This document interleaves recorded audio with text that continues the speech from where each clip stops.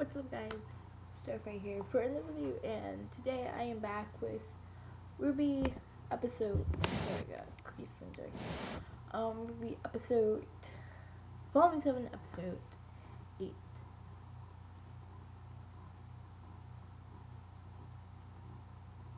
Okay, and in this volume,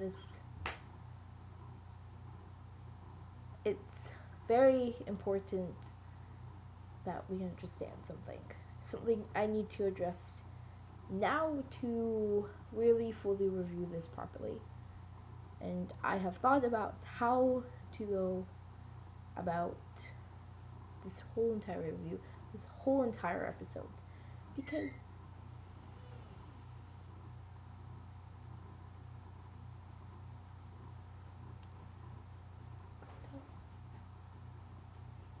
sorry guys, I have a lot of creaking and stomping and noise, but yeah, to understand, I have to point this out.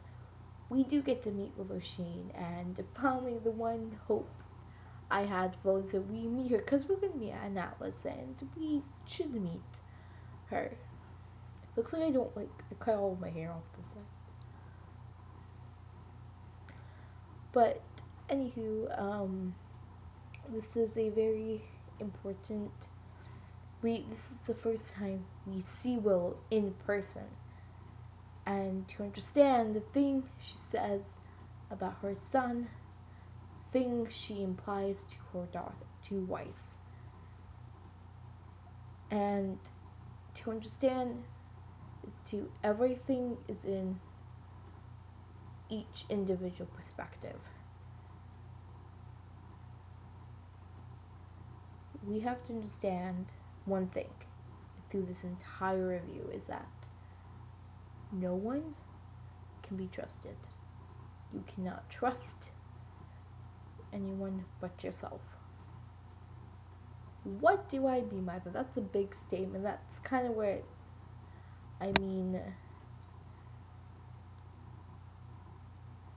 Weiss is about to find a very, very dirty and dark secret. How her father got on the council. Because in the beginning I was wondering, how did Jacques Sheen, get on the council? Like, how is this even possible? How did this happen?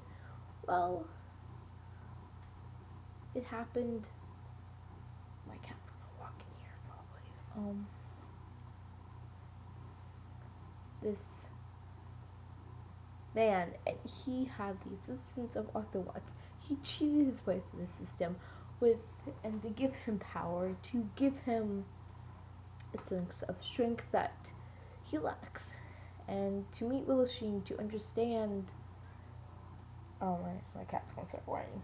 Excuse me, guys. Sorry. Okay, back to it. Hey, kitty. So, anyways,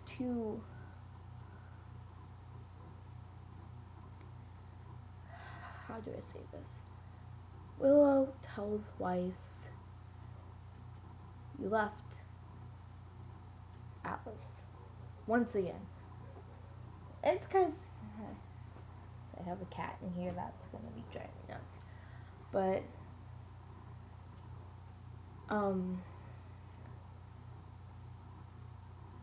Willow tells Weiss that you left Whitley alone with us, implying her and Jacques. That tells me that is not a good combination, and the rumors are true. Weiss's mother is, you could say, a drunk. This really this really affects Weiss in a way, because I think there was a point in time where she did really look up to her mother, and look at where she is now. It's shocking. Why would she say that? Why? Because Weiss's comment is Willie wants nothing to do with me. In fact, he probably does. Whitley is probably oblivious to everything that has happened, and why Winter is the way she is, why Weiss doesn't want to be an Alice, and wants to get far away as safe from possible. Whitley hasn't been the one to face all the things Winter and Weiss have. I think Willow's point is that your father cannot be trusted. Your father's doing this grand scheme. Whitley has no idea. Whitley has been left alone all of these years. And you want to know why he's the reason he's the way he is. He was left to be controlled, to be manipulated by Jacques. Yes, Willow should have probably could have done more to prevent all of this from happening. What could she have done? The question is, we don't know a lot what happened prior to everything pre-RWBY, like anything pre-RWBY. We don't know. But one thing we do learn is that Willow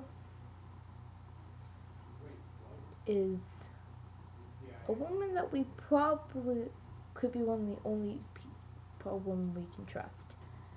But Star, in the beginning you said that we should go through this perspective, understand the fact that we can't really trust anyone. Yes, we can't. And it's why we won't tell James the whole truth about Salem and Ozpin and how she can't technically be defeated, and it's sometimes there are secrets we have to keep in order to protect the ones we care about. And not to trust anyone is another form of that. And there's a reason why Willow is so willing to let Weiss know the truth. Because Willow knows the truth. But she also wants Weiss to know what price she's going to have to pay to be a hero, to be someone she always desired to be deep down inside. And to leave her younger brother to the fall, to slowly become whatever it is to their demise. It's almost like it's Weiss's fault. And it's Winter's fault. Not even Winter. It seems like the blame is put on Weiss. Weiss is hit by the moment her mother says what she says about Whitley. He has fallen into your father's grasp and he may not come out. You and Winter were lucky to understand and to realize what kind of person your father is. Whitley has been left alone his entire life to let this go on, and he still has a chance. Why am I talking about Whitley so deeply, and why Willow's statement is so important? It's important because it shows how damaged and broken and dismantled this family is. It is in shambles, but it does not look like that. You have, for Willow, she knows she's not the best mother. She knows she should have done better. She knows all of her faults. And she knows that she really can't redeem it. She feels there's no redemption for her. But Willow's one last thing as a mother is to warn Weiss. To say, to basically tell Weiss there is still a chance to save this family, save your brother. You can't save me or your father, me, not even Winter. But maybe you can save what is left of this family. It's almost giving Weiss back the one thing she had in the beginning of the series, the company. But technically, Whitley is supposed to take over it. I will say, this is like diving so deep and so hardcore into it for a reason, because to understand the whole situation, we have to really look into the most littlest things. The way her mother went about it, the way it's just everything, the way Whitley talks to Weiss. It's strange. It's like he has learned to not trust and love his own sister. It's like Weiss doesn't know how to talk to her siblings, doesn't know how to talk to Whitley because she thinks she's just the end of like their father. And pretty much Willow says Weiss saved this whole entire thing, and Weiss is about to learn what happened. This makes me feel like this is a setup to might happen at the end. Jacques' knee, his demise is starting with this. And I think that we're going to slowly watch his family crumble. And Willow, it's the one thing she wants. If she couldn't succeed at being a good mother, maybe her last mother act is to help save her children, what is left of them at least. This family is very broken and damaged, and it's just a whirlwind, and I plan to make a video talking about this family and talking about how twisted and messed up everything is. And aside from that, Winter's outburst, Jacques' way of talking, and the way he knew each word he was saying was ticking off his daughter even more and more and more. He knew it was ticking at James a bit, but he wanted to see what it took to watch his kids blow up. She did, and she admits she let the emotions get the best of her. This place she grew up with has a lot of emotions, and Winter being the oldest, she got to see a lot more of the bad than Weiss or Whitley. But in a way, Winter hasn't been the best big sister at all. She kind of has decided, I don't want to leave this, I want to join the military and do, it's not a bad thing, but at the same time, this family is so torn apart and broken. No one was ever there to care. And I think Weiss tried. Willow tried. It's the destruction of this family that has. This episode really shows how broken Weiss, this family is. Jacques has complete control of all of it, and he knows what he's doing. He's his master manipulator. He has his master plan and how he's going to do it.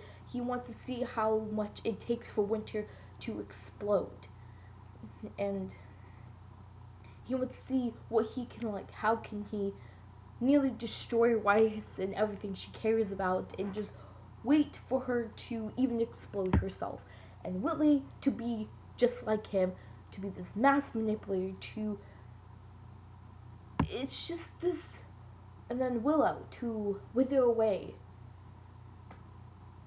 This is her company technically, and he took her right from under her, and that is something I would like to talk about in a separate video. But moving on from the whole Schnee family drama, Klein, no more, and Weiss is heartbroken by it. It's I don't know if she's heartbroken, but she's sad by it. You can tell. And then, the little shenanigans that happen a little bit, and then, the Aesop's don't do it. The Yang we know love is still there, Let's break things, mess up, let's just make a disaster situation, because that's what we do. And the one thing the Aesop's told them not to do.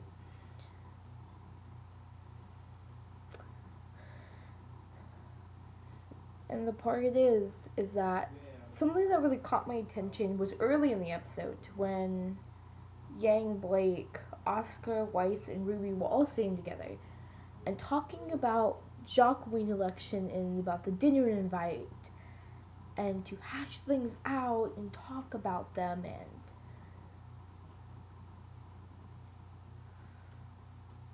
and Weiss says her father will do anything to win.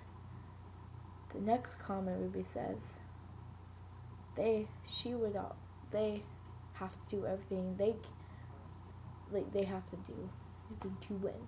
This really hits and shocks a lot of it, because like, to me hit like, are we going to become the one thing we're trying not to be? Ruby is, her character is evolutionizing, it's changing, she's evolving, and she's becoming so many different things, and she might become the one thing she never wanted to be in order to protect and save everybody. But that's the thing, that is the ultimate battle in this series, is to try to be something that we do not desire. Not to be like Salem, not to be like Ozpin, not, this point, this volume is making this entire way how Ruby sees everything. We shouldn't be like Salem, we shouldn't be like Ozpin, we shouldn't keep secrets, we should tell the truth. But then again, when you're the one not wanting to, it's a sacrifice Ruby is making by being the one thing she does not want to be. No one wants to be, but she's willing to make that sacrifice and be that person. And it shows how much she's evolutionized, because we went from a very typical protagonist and to someone who is different and sacrificing themselves for like Ruby's done it. She's very selfless, but this type of selfless is, I'll become the person I do not want to become in order for everything to work, in order for this to happen. And it's hard to believe, and it's mind-boggling. It's like, why would Ruby do this? Like, why? And then that's really what caught my attention. And yeah, maybe they're not, there's always two sides to a coin, but there's three sides to a story. You have the good guys, the good guy's story, the bad guy's story, and what is the truth. And that's three sides to a story. And we're about to find out the truth. We're seeing the good guy side, them trying to be the heroes and save the day, and the bad guy side, and their motives and what they want to achieve. The truth of the situation, the truth of the world they are unraveling, and it's slowly coming apart. And Weiss 7 is going to be the big thing that launches everything up. And you guys are probably, why am I talking about this in this? Why is this so important? Because it shows trust is something you earn, like Winter said. But it is not being gained at all, or earned by any of the other councilmen. James is utterly alone in this situation with his team. And it's a very dangerous situation, a very hard situation to dictate, to make a decision, and to make one, and make sure you're making the right one. No one knows if they're making the right or wrong decision or not. And so we see the rest of the volume, the gin party, and I need to stop touching my kids. We are at this state at the end of the episode where Weiss is about to find out who exactly her father's getting help from. We all know it's Arthur Watts. And we see the snow, and we see him, and we know that this dark secret is going to be uncovered. There are so many dark secrets that are going to be uncovered in this volume, with only a few more episodes left. Some things will stay a secret, and some doesn't. I do want to take a side note to talk about Crow is changing. And I know all, the whole Clover and Crow little shipping thing that's going on in the fandom right now, about Clover having good luck and Crow, yeah. We all know that. But Crow is changing. And then I think he's also realizing these kids don't need him as much anymore. Especially Ruby, his little niece. And she's like, I think, to Crow at moments. I think when we consume alcohol, like when we consume so much of it, alcoholism, some people drink alcohol, become alcoholics with alcoholism to forget memories and painful things they don't want to remember, they don't want to relive. I think that's what Crow was doing in the beginning. And now he's remembering whether he's remembering old times or he's remembering Summer. Who she was, who she is to him, who she's. RWBY is almost the embodiment of everything he remembers of her. And that's something I'm going to talk about later and when it becomes more relevant. But this episode taught us we did get to meet Willow and we get to understand a little bit of her character. But her comment about Whitley to Weiss, it is a warning. It is a telling her to protect her brother, because what her father is doing is going to destroy more than just his family. It could destroy Atlas entirely. Because Arthur Watts knows. He knows Weiss is here. He knows RWBY is here. RWBY knows Tyrion's here. RWBY, Jean, Ren, and Nora, and Crow have faced him prior to the recent attack. So now, pretty much the review being almost concluded, I'm going to start do like my predictions for next episode. We all left off with a very interesting end. It's not a cliffhanger.